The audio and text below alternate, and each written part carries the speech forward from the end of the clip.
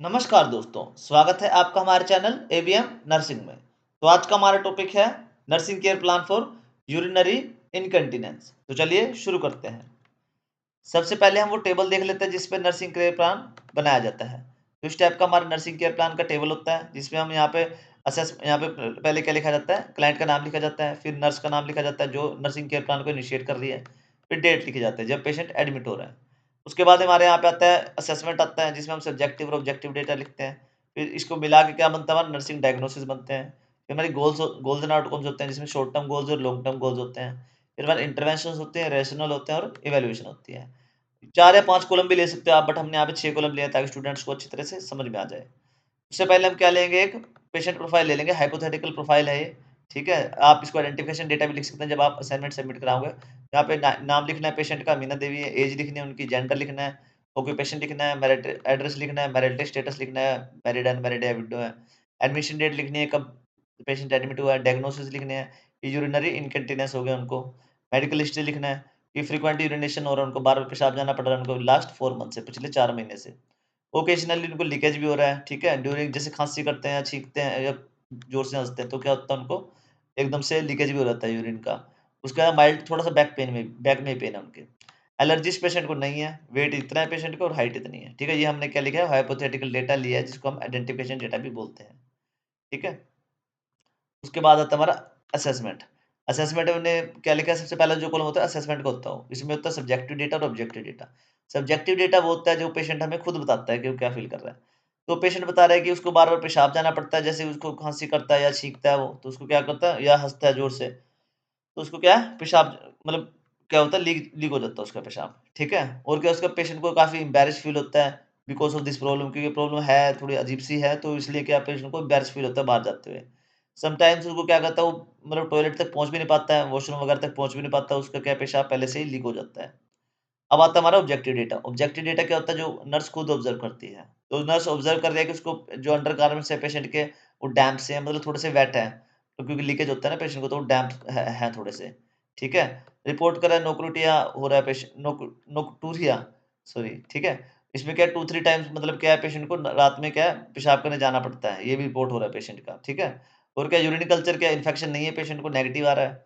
और क्या है पेरिनियल स्किन इरिटेशन प्रेजेंट है पेशेंट में, मतलब जैसे गिल्ला रहेगा ना, जहाँ से जैसे जो पैड वगैरह लगाते हैं, क्लॉथ वगैरह लगाते हैं, जो भी लगाते हैं ना वो, तो गिल्ला रहता है तो इरिटेशन होता है स्किन में भी, क्या दिक्कत हो जाती है उससे, मॉइस्चर पर होता है ना उसमें ज़्यादा फिर।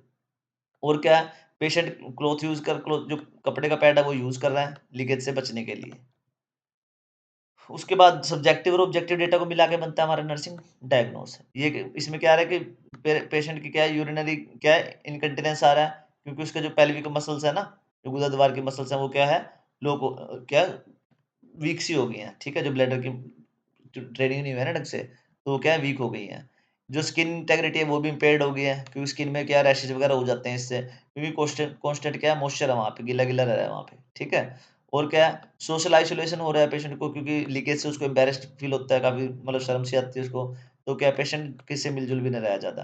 पेशेंट को इसके बारे में नॉलेज नहीं है ज़्यादा कि ब्लैडर की ट्रेनिंग कैसे करते हैं या पेल्विक फ्लोर एक्सरसाइज कैसे करी जाती है। फिर आते हैं हमारे गोल्स। गोल्स में हमने क्या है शॉर्ट टर्म गोल्स बनाए हैं और लॉन्ग टर्म गोल्स बनाए हैं। शॉर्ट टर्म गोल्स में क्या है कि पेशेंट समझ पाएगा कि पेल्विक फ्लोर एक्सरसाइज कौन-सी होती हैं, कैसे करी जाती है। जैसे कीगल एक्सरसाइज होती है ना ये, ठीक है? इसमें क्या करते हैं हम, जो गुदद्वार की मसल्स है ना, उसको क्या करते हैं टाइट करते हैं, 4 4-5 सेकंड के लिए होल्ड करते हैं, फिर क्या करते हैं उसको मतलब रिलीज़ कर देते हैं, छोड़ देते हैं उसको, ठीक है? फिर 15-20 सेकंड बाद फिर उसको टाइट करते हैं, फिर उसको रिलैक्स कर देते हैं। तो इससे क्या है ये ट्रेनिंग बार-बार करते हैं तो हमारे जो ब्लैडर की जो ट्रेनिंग है ना वो प्रॉपर हो जाती है और पेल्विक फ्लोर की जो मसल्स है ना वो काफ़ी उनमें स्ट्रेंथ आ जाती है। अब इसमें क्या है कि पेशेंट क्या करेगा हमारा बताएगा कि उसको जो एपिसोड्स है ना लीकेज के विदिन 1 वीक में वो कम हो गए हैं। हमने ये हमारा शॉर्ट टर्म का टारगेट बनाया है, गोल बनाया है। फिर आता है हमारे लॉन्ग टर्म गोल्स। इसमें क्या बनाया कि पेशेंट क्या करेगा ओवर कंट्रोल को क्या कर लेगा रीगेन कर लेगा ब्लैडर को के ऊपर विदिन 1 मंथ, मतलब 1 मंथ के अंदर उसकी जो प्रॉब्लम है ना बिल्कुल सॉल्व हो जाएगी। और जो पेशेंट क्या है जो सोशल एक्टिविटीज़ है ना उसमें पार्टिसिपेट कर पाएगा बिना किसी एम्बैरेसमेंट के विदिन 1 मंथ। फिर आते हैं हमारे इंटरवेंशंस। इंटरवेंशंस क्या है? जो भी हमारे प्लानिंग और इम्प्लीमेंटेशन करते हैं ना, वो हमारे इंटरवेंशंस में आते हैं, ठीक है? तो हमने क्या फ्रीक्वेंसी को बार-बार असेस करना है, टाइमिंग देखनी है उसकी कि कब जा रहा है और ट्रिगर्स देखने हैं कि पेशेंट को इनकंटीनेंस का ट्रिगर क्या है? मतलब किस वजह से उसको बार-बार पेशाब जाना पड़ा, जैसे एकदम से शोर हो गया, तब इस इनकंटिनेंस की दिक्कत हो गई है। ठीक है, तो आपने देखना है कि किसकी को कौन-कौन सा ट्रिगर है। टीच करना है कीगल एक्सरसाइज को, जो भी अभी आपको बताई थी, जो पेल्विक फ्लोर मसल्स एक्सरसाइज है ना, उसको स्ट्रॉन्ग करने के लिए करी जाती है। ठीक है, टाइट करके और रिलैक्स करके वो करनी है आपने। ठीक है, पेशेंट ने जिसने भी है, ठीक है। एनकरेज करना है पेशेंट को ब्लैडर रिटेनिंग के लिए विद शेड्यूलिंग बोर्डिंग। ठीक है, मतलब एक शेड्यूल के हिसाब से करनी है, जो डॉक्टर शेड्यूल बताएगा ना, उसके हिसाब से आपने क्या करना है, एक्सरसाइज करनी है। प्रोवाइड करना है स्किन केयर, ठीक है, और जो पेरिनियल एरिया है ना, उसको क्या करना है, ड्राई रखने की कोशिश करनी है आपने। ठीक है? उसके बाद क्या करना है, काउंसलिंग करनी है पेशेंट की, ठीक है? कैसे कि उसको इमोशनल सपोर्ट मिल सके और उसको और जो उसका सोशल इंटरेक्शन है, वो क्या उसके बढ़ सके। फिर आते हैं हमारे रैशनल्स। रैशनल्स क्या होते हैं, जो इंटरवेंशंस किए हैं ना, वो क्यों किए हैं, वो रैशनल्स में लिखे जाते हैं। आइडेंटिफाई कर रहे हैं पैटर्न को, ताकि उसकी जो इनकंटीनेंस है, उसको देख सकें हम कि कितना आ रहा है और हमारा क्या हो रहा है, कैसा हमारा वो ट्रीटमेंट चल रहा है, ठीक है, प्लान केयर का।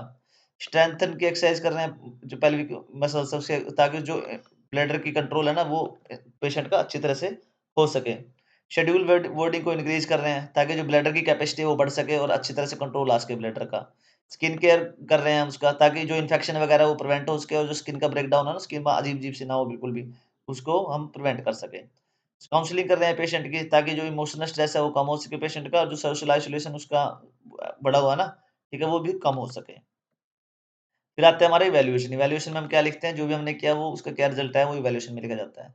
पेशेंट क्या कर रहा है, रिपोर्ट कर रहा है कि जब उसको लीकेज का एपिसोड आ रहा था ना, बार-बार पेशाब जाना पड़ा, वो क्या हो गया, कम हो गया उसके। पेशेंट डेमोंस्ट्रेट कर पा रहा है जो करेक्ट कीगल एक्सरसाइज है ना, उसको तरीके से बता पा रहे हैं कि ये होती है कीगल एक्सरसाइज। पेरिनेल स्किल की जो कंडीशन है वो इम्प्रूव हो गई है, जो इन्फेक्शन वगैरह हो रहे थे ना, स्किन की इंटेग्रिटी हार्म हो रही थी, वो भी क्या हो गया, ठीक हो गई है अब। पेशेंट क्या अगर अटेंड कर पा रहा है फैमिली वगैरह के फंक्शंस को और सोशल गैदरिंग को कॉन्फिडेंटली, अब उसको कॉन्फिडेंट आ गए अपने ऊपर इतना, ठीक है? तो हमने जो भी डेटा समझा है वो हमने सारा क्या है, इस टेबल में पुट कर दिया, तो ये फाइनली आपका यूरिनरी इनकंटीनेंस का जो नर्सिंग केयर प्लान है ना, वो बन के तैयार हो गया है। अगर आपको किसी को इसकी पीपीटी या पीडीएफ चाहिए तो आप मेरे को कमेंट करके बता सकते हैं। तो ओके बच्चों, thanks for watching, please like, share and subscribe ABM nursing. अगर टॉपिक में कोई डाउट हो तो आप प्लीज़ कमेंट करके पूछना। किसी और टॉपिक पे आपको एमसीपी बनवाना है तो वो भी आप मेरे को बोल सकते हैं।